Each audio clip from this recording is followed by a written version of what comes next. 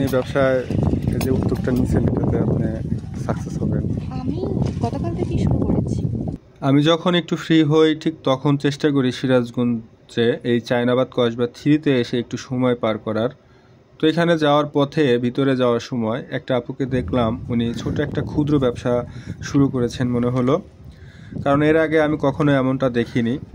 এখানে কিছু সময় পার করার পর ফেরার পথে ভেবেছিলাম ওনার ওইখান থেকে একটা ফুড আইটেম খেয়ে দেখবো কেমন লাগে।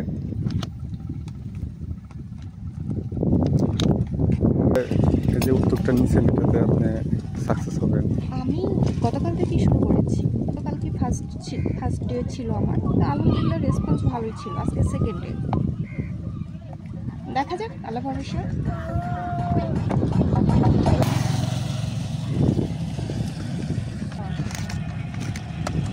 না, অনেকে হয়তো ভাবতেছে যে আমি এখানে হয়তো কোনো কোম্পানির থ্রুতে এসেছি।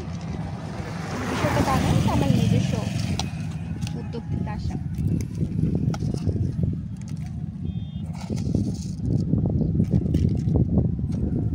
কিছুক্ষণ অপেক্ষা করার পর ওনার খাবারটা প্রস্তুত হয়ে যায় এবং আমার কাছে দেয়।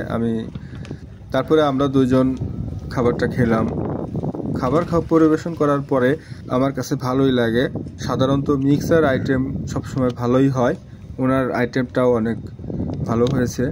আর এখানে এই জায়গাতে এরকম একটা ভিন্ন রকমের খাবার উপস্থাপনা বিক্রেতা এবং পাওয়া যায় এটা কখনো দেখিনি, এই জন্য আগ্রহটা আরও বেশি ছিল।